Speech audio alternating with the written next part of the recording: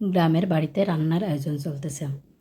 আজ রান্না হবে বিরিয়ানি, আর রান্নার দায়িত্ব নিয়েছে বাড়ির ছেলেরা। মেয়েদের আজ ছুটি দিয়েছে, ছুটি দিয়ে রান্না করবে আমার ছোট দেবর। রান্নার জন্য নিয়ে নিয়েছে পরিষ্কার করে ধুয়ে রাখা গরুর মাংস, সঙ্গে দিচ্ছে টক দই, পেঁয়াজ বাটা, রসুন বাটা, আদা বাটা, জিরা বাটা, গরম মশলা বাটা, সব বাটা মশলাগুলো দিয়ে দেবে কিছু আস্ত কাঁচামরিচ। আজ প্রচণ্ড গরম পড়ছে, তাই রান্নার আয়োজনটা করা হয়েছে আমাদের রান্নাঘরের পিছনে আমবাগান আছে, আমবাগানে। যেহেতু খুব গরম পড়ছে, আমবাগানে রান্না করলে সবাই খোলামেলা জায়গায় বসতেও পারবে, আবার রান্না করতেও শান্তি হবে। সব মশলাগুলো দেওয়া হয়ে গেলে এবার দিয়ে দিচ্ছে রানির প্যাকেট মশলা, আর এদিকে দেওয়া হচ্ছে ঘি। এবার পরিমাণ মতন সয়াবিন তেল দিয়ে সুন্দর করে মাংসটা মশলার সঙ্গে মাখিয়ে নেওয়া হবে। রোজ রোজ বাড়িতে তো মেয়েরাই রান্না করে, তা আজকে খুব গরম পড়ছিল, তাই সে বলল বাড়ির মেয়েদের আজকে ছুটি, রান্না করব আমি। যেহেতু আমি বাইরে চলে যাব, আজকে সবাইকে বিরিয়ানি রান্না করে খাওয়াবো।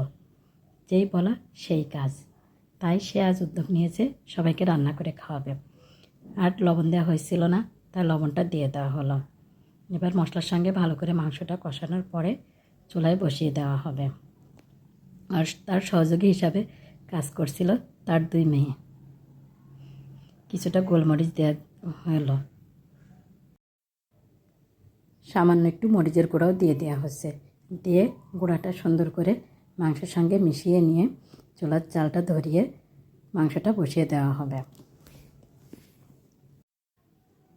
ব্রানের মাংসটা যত বেশি কষানো হবে আর মশলাটা পরিমাণ মতন হলে খেতেও দারুণ লাগে। এদিকে রান্নাটা চলছে আর চলছে গল্প। সবাই এক জায়গায় হলে অনেক মজা হয়, গ্রামের বাড়ি মানেই অনেক আনন্দ, অনেক খুশি। এদিকে মাংসটা কষানো হয়ে গেছে, পোলার চালটা ধুয়ে ভেজে নেওয়া হচ্ছে, আর মাংসটা একটা পাত্রে উঠিয়ে রাখা হয়েছে। আর এর ভিতর দিয়ে দেওয়া হচ্ছে মাংসের যে ঝোলটা ছিল ওইটা, পরিমাণ মতো লবণ, একটু জিরা আর কয়েকটা কাঁচামরিচ দিয়ে চালের সঙ্গে মশলাটা ভালো করে কষিয়ে নিয়ে পরিমাণ মতন পানি দিয়ে দেওয়া হবে। তেলটা একটু কম মনে হচ্ছিল, তাই চালটা ভাজার সময় আরও একটু তেল যোগ করা হলো।